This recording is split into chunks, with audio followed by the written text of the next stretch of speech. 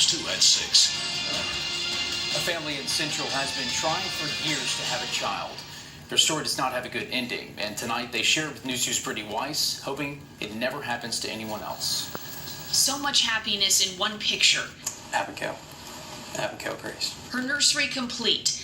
A baby girl, Daryl and Kristen David, were ready to adopt into their lives. Every failed pregnancy test. Obviously, this is not going to happen on our own. We're going to need help. More emotionally draining than it was physically.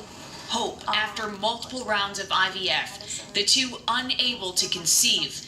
Abigail Grace, their saving grace, until she wasn't. We know the child existed. We have every ultrasound picture that she ever had. A Baton Rouge lawyer with prior adoption success. For years and years and years, and thousands of successful adoptions. Michael Terrio connected the Davids to a birth mom in Shreveport. There were no guarantees. Aware of the uncertainties, they went ahead. Because at this point, this is the only option that we have.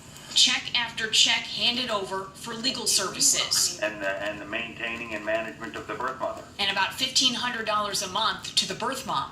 Went up twice for ultrasound appointments. Hearing Abigail Grace's heart, the big pieces were falling into place until it all came crashing down. The birth mom asking for more money. David authorizing his lawyer to send more. $360 to pay for a room. Miles away via text, threatening not to tell or she'll find another family. And then news of a birth. The birth mom says she's keeping her. The baby's gone. The money's gone. There is no guarantee. It's a story Paula Davis, clinical director of maternity adoption and behavioral health services at Catholic Charities, has heard before. Fairly regularly. I think there's lots of emotions involved when adoptions happen. Catholic Charities assists in about a dozen adoptions every year. It recommends adoptive families work with a mission-based and experienced agency, with the focus being in the best interest of the child. And fees should be transparent. So what is their fee schedule? When are those fees due?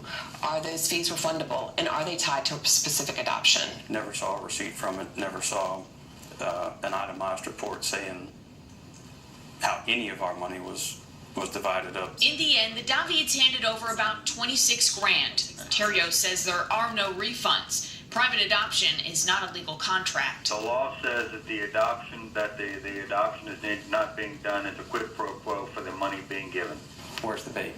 Any idea what happened to the birth mom? Nope, I've been wondering that myself. But no, I have called around to agencies and attorneys that I know to see if anybody else has worked with her. But what's worse than the money is a baby girl the Davids will never meet. I don't know that we'll ever have children, and that's going to be a pill that's hard enough to swallow.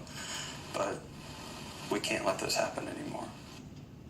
The Davids still aren't sure what happened to the baby and have not heard from the birth mother. They filed a couple of reports. The Caddo Parish Sheriff's Office is currently researching what it calls a unique case. Michael? Unique and heartbreaking, Brittany, thank you.